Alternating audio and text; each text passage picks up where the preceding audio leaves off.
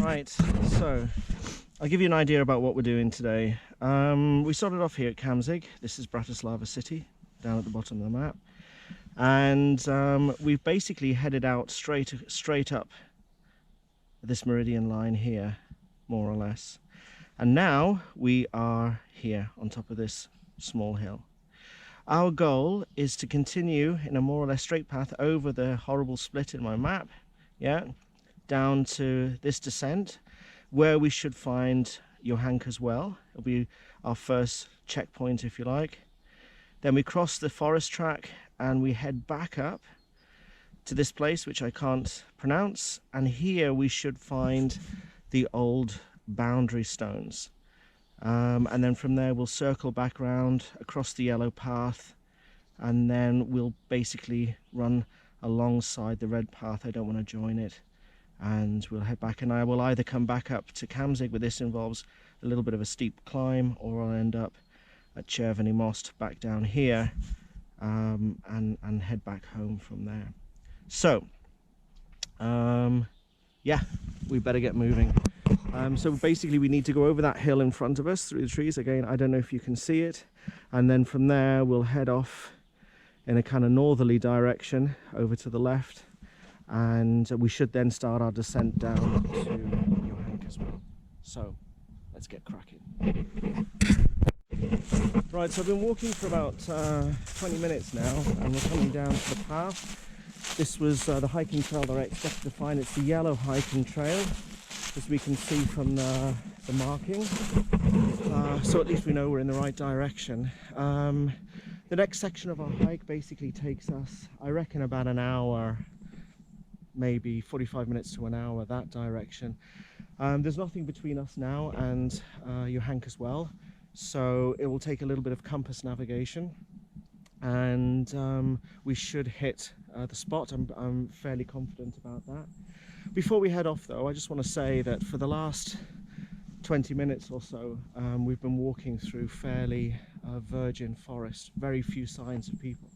But even there, you know, there's plastic, you know, not a lot of it, but there is some out there. And obviously, I don't know, maybe somebody's come through, maybe the wind has blown it, I don't know, but it's there, and it's just so sad. So if you are in the forest and you see plastic, just pick it up and put it in your backpack. Just take a plastic bag with you to collect rubbish and take it home with you. Right, that's my lecture for the day, over. So let's get going. So basically, we're up here. And if we go more or less as the crow flies, then we should hit our marker, which is Johanka as well. I'll catch up with you guys in a little bit. I'm just going to get myself up this hill, and then I'll talk to you then about what's going on around us. I'll speak to you in a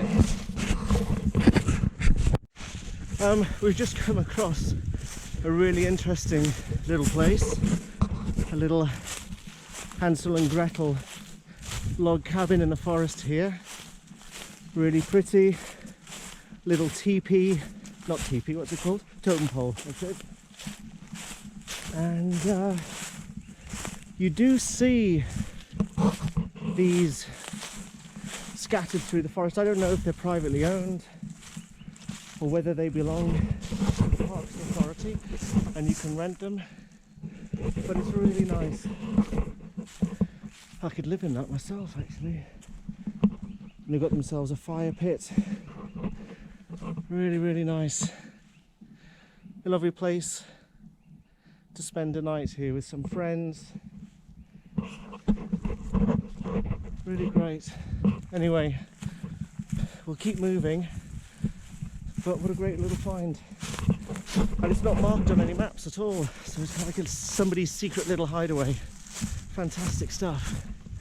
And just when I was talking, which I'm still doing, I saw a deer over the back. Yeah, it's probably long gone by now, especially with the noise I'm making. Well, I'm not surprised, you see, just look at this lovely green grass. It's long gone.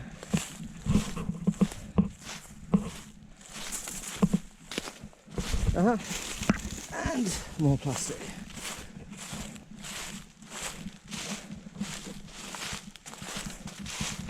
Right, I'm going to have a check of the map here. So as you can see, there's a bit of a steep drop off here. So I just want to make sure that we go down the right edge of it. And just have a look at my boots. Absolutely covered in pollen.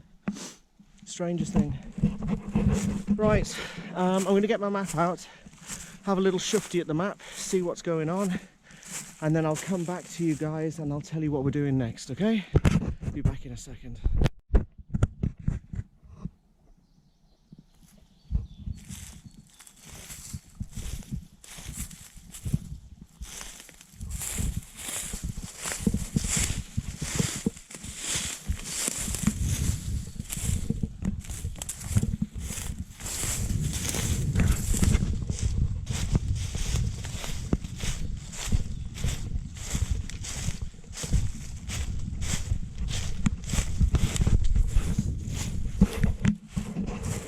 Right, we're just coming up to the another cycle path, cutting across the hill. You can see it going from left to right.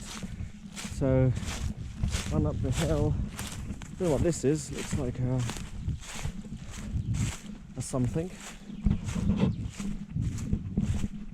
But this looks like an old water course going down here, so it may well be an old water source, a well or something like this. Ah, I'm standing right on top of it. There we go. There we go.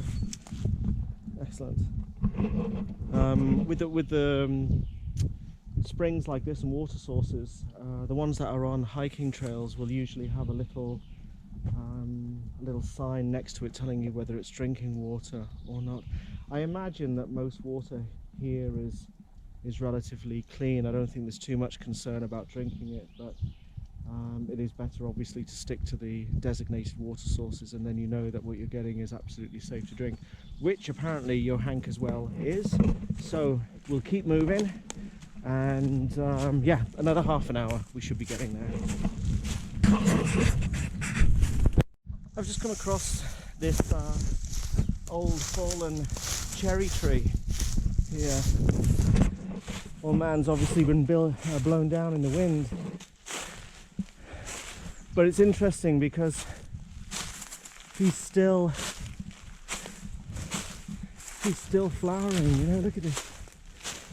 He's still fighting for life. And I'd like to come back here in a couple of months to see if there are actually any cherries on the tree. Although, to be honest with you, most of the wild cherries, as you probably know, tend to be, well, if not inedible, they're pretty disgusting. They're really bitter. But yeah, good luck to him. He's clinging to life there, good for him. I've just been coming down this kind of animal trail here, and I came across this spot where you can see there's basically no leaves on the ground. They've all been moved out the way. And there's quite a lot of oaks around here. And I was just looking around on the floor, and you can see clear signs of pigs here, and it's great. This must be like their little supermarket, you know, coming up here, get the acorns, you know, sit up here, look at the view, and see what's going on, and then move on. With this being a little bit of a feeding area, there's also the possibility that maybe a little bit lower down where water collects, we might be able to find a pig spa, a bathing area where the pigs go and wallow in the mud. So I'm going to follow this pig path and see where it takes us. I can actually see, you can see where the ground's churned up a little bit. They've been trotting through here probably through the night, and you can see here and here where they've been digging around. So fantastic stuff. And it's amazing because we've got a little stand of oak trees over here, and then we come over here and we've got these kind of coniferous trees and the pine cones on the floor. That's what's magical about these forests, is they just change all the time. They're fantastic. Anyway, pig spa. Let's keep moving, see if we can find one. Right, off we go. Yeah, just a little bit further along, and you can see here all dug up, you know, and here where the pigs have been busy digging around. I'm going to head down into this. I'm going to head down into this little gully here and see if we can find any more signs of where they might be, especially this little wallowing hole. Hopefully they'll be down there. But yeah, you can see all of this area must be just alive with pigs in the evening. But the question is where do they go during the day? Not a sound anywhere. And they're big animals, you know, they're difficult to hide. So yeah, unless they can disguise themselves as rocks or something. I don't know. Anyway, let's keep going.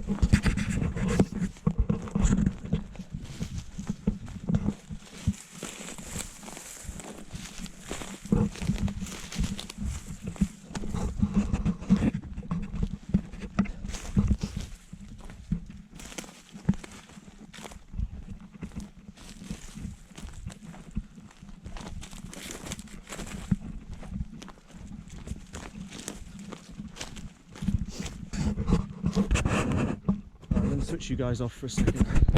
Right, it's not as dramatic as I was expecting it to be, but I think this has obviously been used by pigs to lie in. You can see it's all dug up. Go in and see. Yeah, you can go in and see where they've even the outline of the pig where he's been sitting down, more or less. A kind of giveaway sign that you found a kind of wallowing hole for pigs is something like this, and this is usually where the pigs have been scratching themselves. It's kind of smooth and discoloured by dried mud, and they usually go and bath themselves. They usually go and bathe themselves and then come and scratch themselves against the side of a tree. So you do see really big ones, but that's just a small example. But it's nice to know that they are in this area, you know. Right, you Hank as well. Let's get going. Too much talking, not enough walking. Let's go. Right, we're coming down this little hill down here, down to this little brook, I guess it is. And I've just made out a forester's trail on the other side, so we're going to get down here, have a little look, follow this little animal trail for a bit, see if we can get up the other side. I'm tempted to actually I will do. I'll just follow the brook and see where it takes us.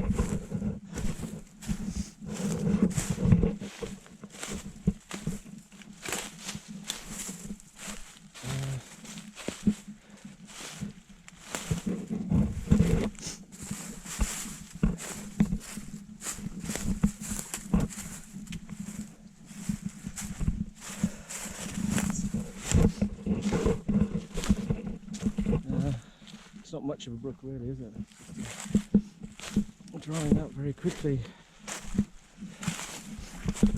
A lot of the little streams like this that run through these Low Carpathians, they are seasonal, or periodic maybe is a better term for it. You know, they spring into life when we've had rain, and during the dry summer months they pretty much disappear and dry up. At this time of year you can find quite a lot of frog spawn in here, and in some places, in more touristy areas, you'll find that local school children are drafted in to help build little frog fences and tunnels to help them cross the roads in the park, you know, to stop them getting squashed, which is kind of nice. Right, so here we are.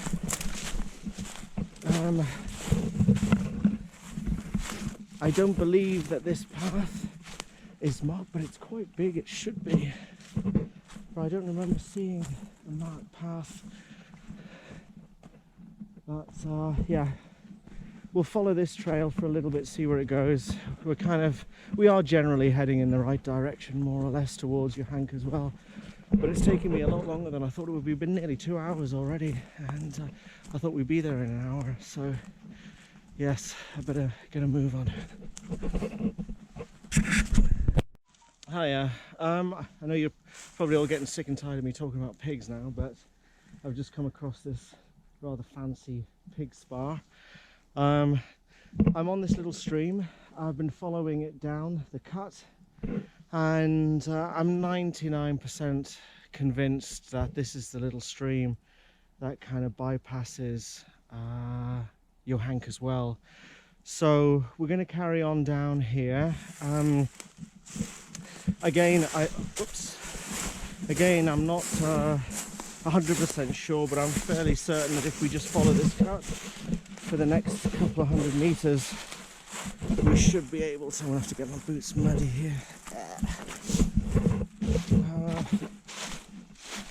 We should get to the well, and from what I know, crikey, I'm all over the place here. From what I know, there is a really nice path up to the well, which is well maintained. But typical of us, we have to do things the hard way.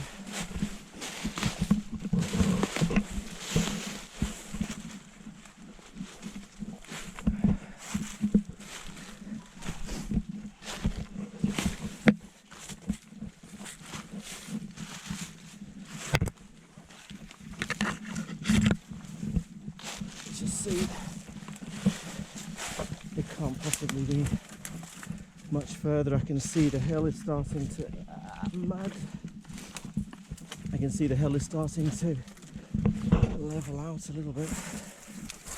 I think, yeah, that might be it.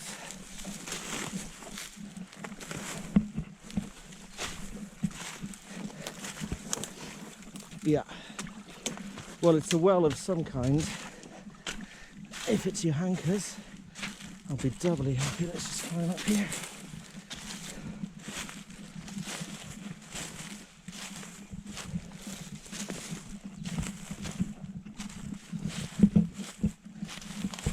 Yeah, it does look like it, which is great.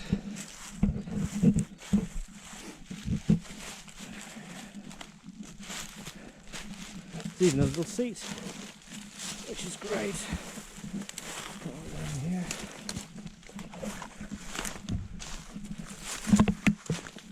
Yeah, there we go.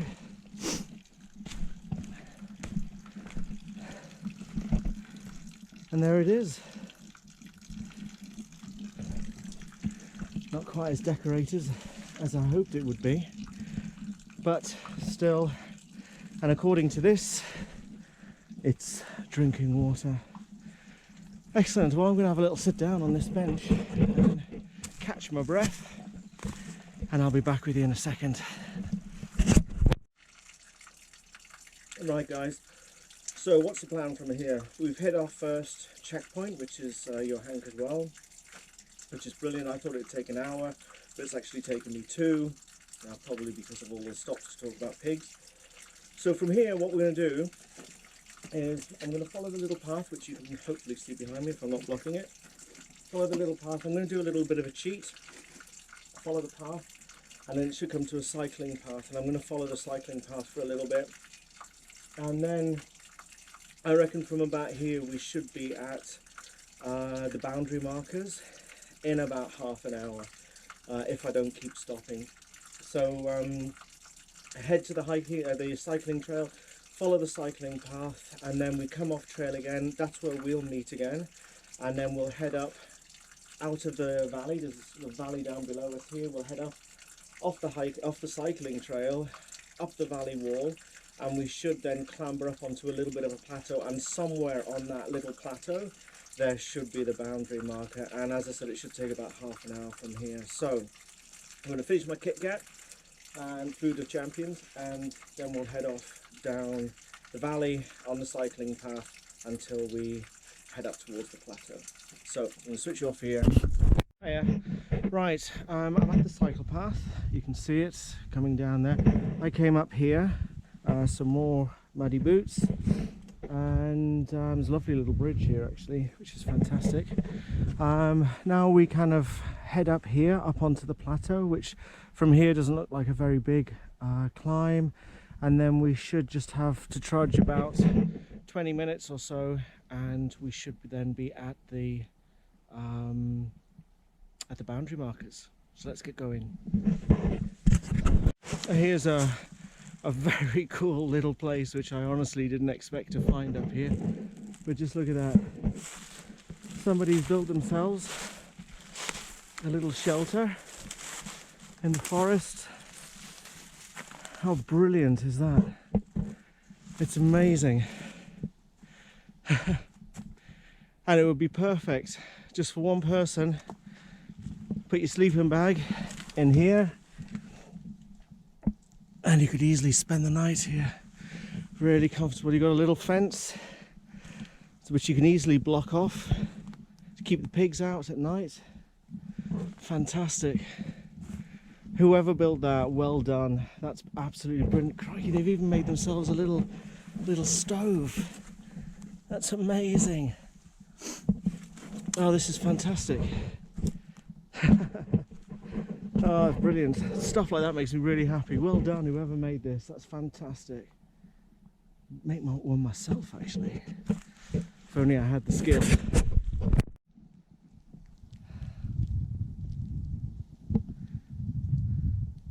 Just give you a chance to take that in. Absolutely beautiful.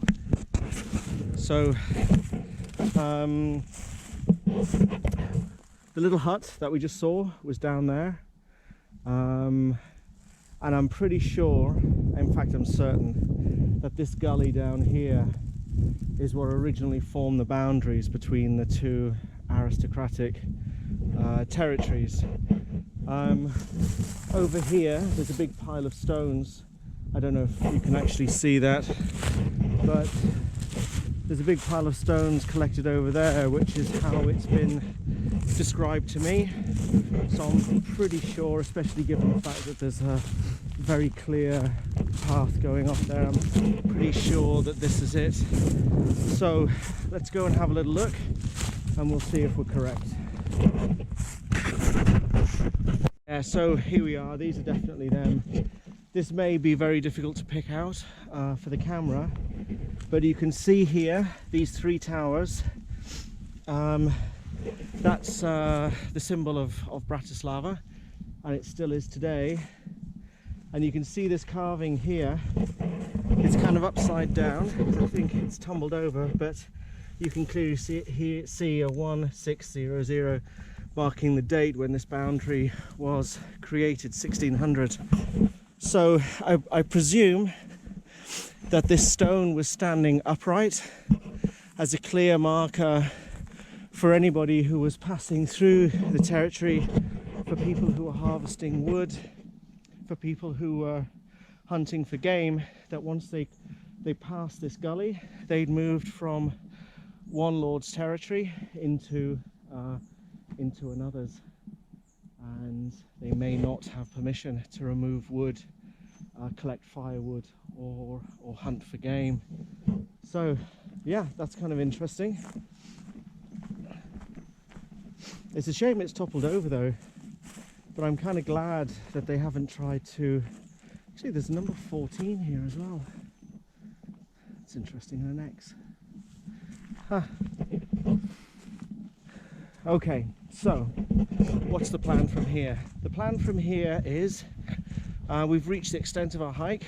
We now start heading back towards Bratislava.